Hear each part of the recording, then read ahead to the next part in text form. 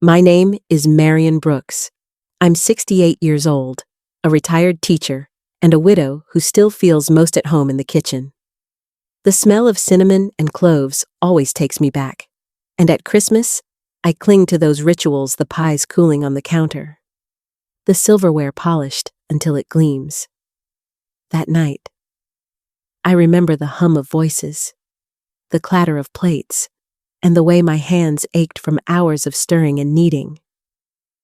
I thought the table looked beautiful, glowing with candlelight. And then, like a crack in glass, came the sting. A laugh. A remark tossed across the table that branded me an embarrassment. My face burned while the room seemed to keep moving without me.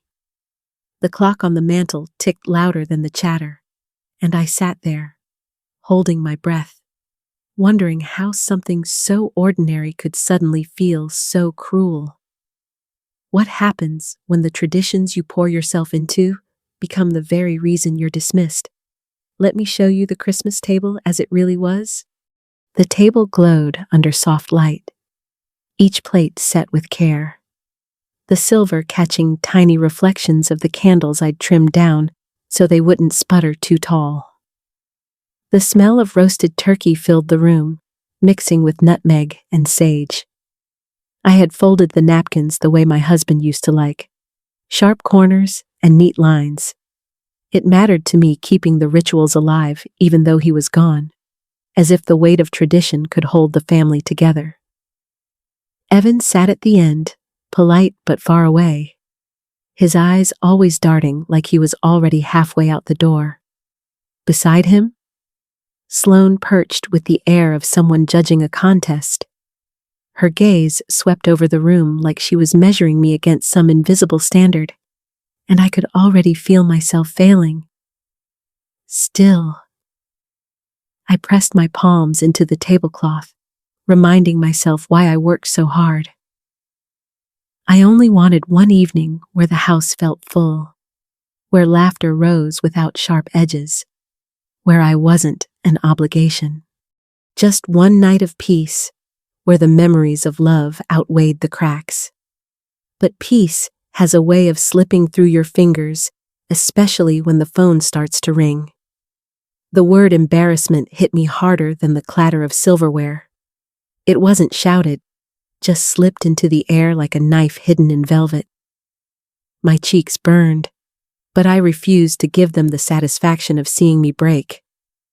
Instead, I lifted my napkin, folded it carefully into a perfect square, and set it beside my plate. That small ritual was my armor. My plan was simple: leave quietly, carry my dignity out the door, and swallow the tears later. Then the sharp trill of a phone cut through the tension. Evan's phone, vibrating against the wood. He answered without thinking, his voice flat until it wasn't. My ears caught fragments, and suddenly I heard it. My name, on Forbes. His boss saying it out loud, like I was someone of value, someone beyond this table. The room froze. So did I. Let me take you back, 3 weeks earlier, to show how on earth we got here. It was about 2:30 in the afternoon, and my kitchen smelled of sugar and lavender. I had the oven humming low and steady, trays of cookies waiting their turn. Flour dust floated in the air like snow, clinging to my apron and Lily's small fingers. She's my neighbor's granddaughter, just 8 years old, with a laugh that bubbled louder than the tea kettle. I showed her how to split a vanilla bean. My husband's old trick, folding it into the butter until the whole room smelled warm and sweet. She leaned close, wide-eyed, as if I'd revealed a magician's secret. Then, as children do, she pulled out a phone, held it at a funny angle, and captured a few seconds of me stirring. She giggled, tapped at the screen, and said something about posting. I smiled, not thinking twice. To me, it was just a child playing pretend on some app. When she skipped out the door with her cookies, I wiped the counter, hung my apron, and stepped into the garden to breathe the cold air. I had no idea that little clip was already leaving my kitchen, carrying pieces of me into a world I'd never planned to enter. And that's when the numbers began to whisper. At first, it was just a soft buzz on my phone, 1 or 2 notifications I brushed aside while tending to the dishes. Then the numbers began stepping upward. A few hundred views, which already felt like more people than I'd ever invite into my kitchen. By the next morning, it was thousands, and the screen kept lighting up like a restless bird in my pocket. Neighbors mentioned seeing me online, their voices playful, almost proud. I laughed it off, certain it was just a passing curiosity. Still, every time I checked, the numbers climbed higher, as if something I had thought was so ordinary, flour and sugar and a child's laughter, had found a secret door out into the world. And I began to wonder why it was touching people so deeply. When I watched the comments come in, I realized it wasn't just the cookies that stirred people, it was the memory inside them. I could still see my grandmother's hands, strong and worn, teaching me to scrape vanilla beans into a jar, or showing me how to dry herbs in the attic so their scent filled the air all winter. Those lessons were gifts, given slowly, with patience and love. Now I look around and see how quickly that kind of knowing is slipping away. Fewer people learn to preserve food, to sow, to tend a garden. The world offers shortcuts, but not the warmth of wisdom carried through generations. Maybe what touched people wasn't the sugar or the butter. Maybe it was the chance to remember what they feared was gone. And that thought began to grow into something larger. The more I read through those comments, the more I felt a pattern. People weren't just asking for recipes, they wanted to know how to make bread rise without a machine, how to keep a garden alive, how to mend a shirt instead of throwing it away. They wanted connection to something real. That's when the idea took hold. What if there was a place where people like me could share what we know? A space where elders could sit, almost like around a long table, and pass on the skills that once kept families together. I started to imagine cooking lessons, yes, but also gardening tips, sewing tricks, even woodworking, quilting, and the little shortcuts no book ever teaches. And with every piece of knowledge, a story. I called it Grandmother's Table. Not just mine, but ours, a gathering place across generations. I pulled out a notebook and began sketching. Lists of names, possible lessons, even a simple logo. My heart raced with a spark I hadn't felt in years. For the first time since losing my husband, I felt a new purpose. And that was the moment I knew I had to try building something real. The night before my first grandmother's table gathering, I could hardly sleep. I kept wondering if anyone would come, or if I'd be staring at an empty screen with my plate of cookies cooling beside me. But when the call opened, faces began to appear, smiling, shy, curious. One woman showed how she baked bread with nothing but her hands and patience. Another pulled out a half-mended shirt and walked us through her stitches. I added my cookies, sharing the trick my grandmother taught me for getting the edges crisp but the center soft. It wasn't polished, not at all, but it was real. We laughed, we learned, we shared stories, and in that simple hour, I felt the first proof this wasn't just my idea, it belonged to all of us. When I opened the doors of Grandmother's Table a little wider, I was terrified it might fall flat. More people meant more pressure, and I wasn't sure if the magic of that first gathering would hold. But then, it happened. A woman in Ohio baked along with my cookie recipe, showing her flour-dusted hands on camera as if we were in the same kitchen. A young mother leaned forward, eyes bright, as she learned how to can vegetables for the first time. A teenager, his face half hidden under a hoodie, lit up when an elder taught him the rhythm of sewing, guiding needle and thread through fabric. None of it was slick or polished. The video lagged, someone's dog barked in the background, and my own camera nearly toppled once. But the connections were undeniable. People weren't just following steps. They were weaving memories together. That night, as I closed my laptop, I sat back in awe. What began as a spark in my kitchen had grown into something real, something bigger than me. And I knew the next step would be the hardest, yet stepping into the scariest room of all, where investors waited. The air in that investor room felt heavy, like it was pressing down on me. Suits, polished shoes, screens glowing with numbers I didn't have. My hands trembled as I clutched my notes, and for a moment I thought, what am I even doing here? At 68, in front of these people, I didn't have glossy slides or projections that reached the ceiling. What I had was a story. I told them about Lily in my kitchen, about a teenager learning to sew, about strangers baking side by side across states. My voice shook at first, but the more I spoke from my heart, the steadier it became. And to my surprise, faces softened. Not because I dazzled them with data, but because something in them recognized the hunger for connection. That was the day I realized authenticity was my sharpest tool, though my family didn't see it that way. Evan started calling more often after the first articles appeared, his voice softer, almost careful. And Sloane, suddenly, she had questions. Little comments that hinted at curiosity. Part of me ached for the warmth I'd waited years to feel. But another part of me knew I couldn't go back to being small just to be accepted. I love my family, but love doesn't mean swallowing disrespect. So I drew quiet lines. I would welcome them at my table, but I would no longer let their words cut into me. Approval was a hunger I finally laid down. It was bittersweet, realizing some bonds may never return to what they once were.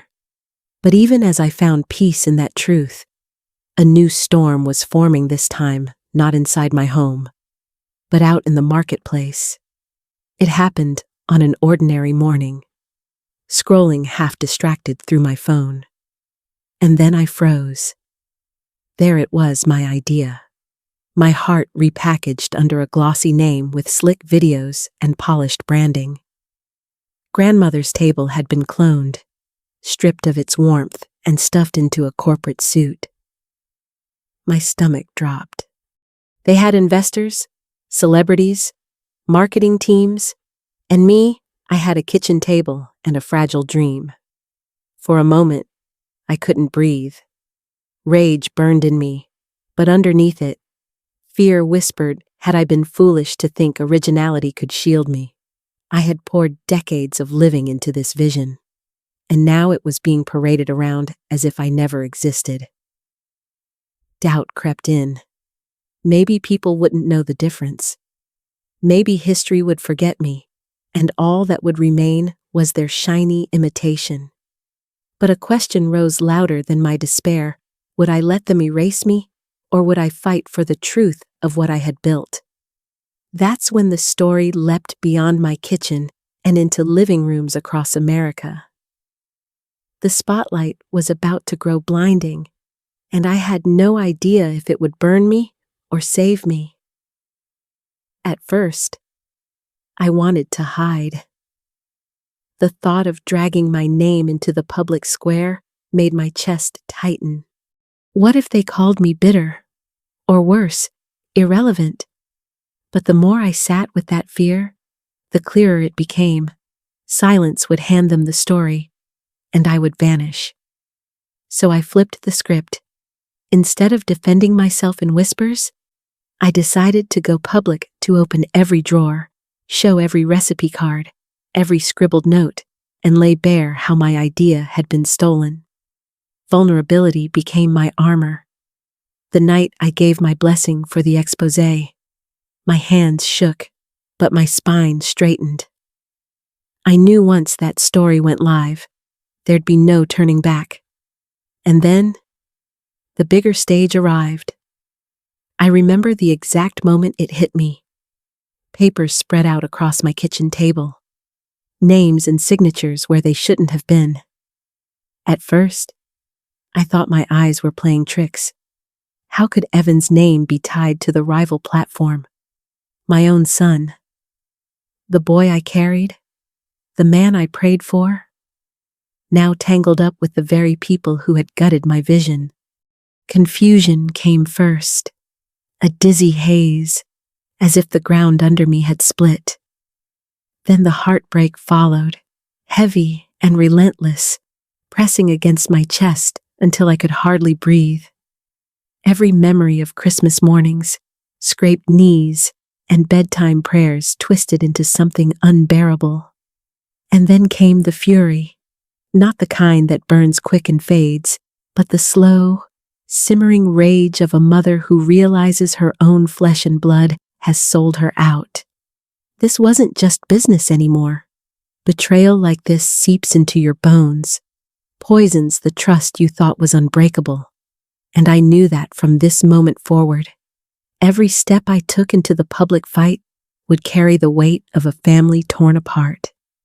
And the world was about to see it all play out on the bigger stage. For 3 days, I barely spoke a word. The house carried only the sound of a kettle and the faint clink of porcelain. I made tea again and again, not because I was thirsty, but because the ritual gave me something to hold on to. The steam curled up like a ghost, fading into the silence that wrapped itself around me. I sat at the same table where laughter once lived, staring at nothing, letting time blur. My chest felt hollow, as if betrayal had carved out everything inside me. Each sip was bitter and calming at once, a reminder that I was still here, even if my spirit felt shattered. But in the quiet, something else stirred. Beneath the grief, a small, steady pulse of clarity began to return. This silence was not the end. It was the space where resolve would take root. They took my idea, dressed it in glossy colors, and pushed it out with more money than I could dream of. For a moment, it felt like everything I had built was gone, stolen from my hands. But as I sat in that silence, a truth rose up in me. You can copy a product, but you can't steal wisdom. My recipes carry the voice of my grandmother. My hands remember the rhythm of kneading bread, the scent of herbs dried in a kitchen where love was the secret ingredient. That isn't something you can package or buy. And the people who found me, they weren't just looking for cookies. They were searching for connection, for stories, for the kind of guidance only years of living can teach. That's my advantage. Not polish, not money, but roots. My plan is simple now. Lean into the one thing they can never duplicate. My story, my scars, my wisdom. If they want to fight, they'll get one, but it won't be on their terms. It will be on mine. Because wisdom isn't just knowledge, it's soul, and soul cannot be stolen. Platforms promise reach. They dazzle with numbers, charts, and the illusion of scale. But when I close my eyes, what I remember isn't screens or dashboards, it's the kitchen table. The worn wood under my elbows, the smell of bread in the oven, the way stories spilled out between bites. A platform can give you clicks. A table gives you trust. Around a table, people laugh, argue, cry, and heal. Recipes become more than instructions. They become memories, passed hand to hand. That's where influence lives, not in a feed, but in a glance across a plate. I see it now. My fight was never about chasing platforms. It's about protecting the sacred space of shared meals. If I root myself there, no rival can take it from me. And that's where my next move begins. The living room became a battlefield, not with fists or weapons, but with voices sharp enough to cut. Family on one side, rivals on the other, and me standing in the middle of my own home. Heart pounding as if the walls themselves were listening. I could feel the heat of judgment, the sting of doubt. Words flew fast, accusations and dismissals, each one landing heavier than the last. My hands shook, but I held my ground. This wasn't about numbers on a screen. It wasn't even about the platform anymore. It was about respect, about truth, about whether a life's worth could be erased by greed and arrogance. For a moment, I saw fear flicker in their eyes, not of me, but of what I represented. Wisdom, resilience, a refusal to bow. I spoke with the weight of generations behind me. Every scar, every memory, every kitchen table woven into my voice. The room went quiet, the air thick, like the moment before a storm breaks. I knew this was only the beginning of the fallout, but in that silence, I also knew the battle for my dignity had finally been fought right there, on my living room rug. Forgiveness came to me in a form I never expected. For so long, I thought it meant opening the door again to those who hurt me, pretending their betrayals didn't cut as deep as they did. But I've come to see forgiveness as something else entirely. It isn't about excusing them. It's about releasing myself. Carrying anger was like holding a hot coal. It burned me more than it ever scorched them. So, I set it down. I chose peace, not because they earned it, but because I deserved it. That decision didn't mend every broken bond, but it unshackled me from bitterness. And in that quiet release, I found strength, the kind that lets you move forward lighter, freer, ready to turn pain into wisdom worth sharing. 6 months later, I look around and almost don't recognize my own life. The heaviness I carried feels like a distant echo, replaced with a lightness I never thought I'd earn again. What began as pain unfolded into blessings I couldn't have scripted: friendships, laughter, even a sense of belonging I thought was lost. It amazes me how struggle can become the soil for something new to grow. And as I sit with that truth, I realize the lesson isn't mine alone to keep. What I've learned is that wisdom, once shared, can't be taken away, it only multiplies. Our stories, our scars, our tables, they matter more than we think. If this touched something in you, I'd love for you to like, share, or comment. Your voice adds to the table too.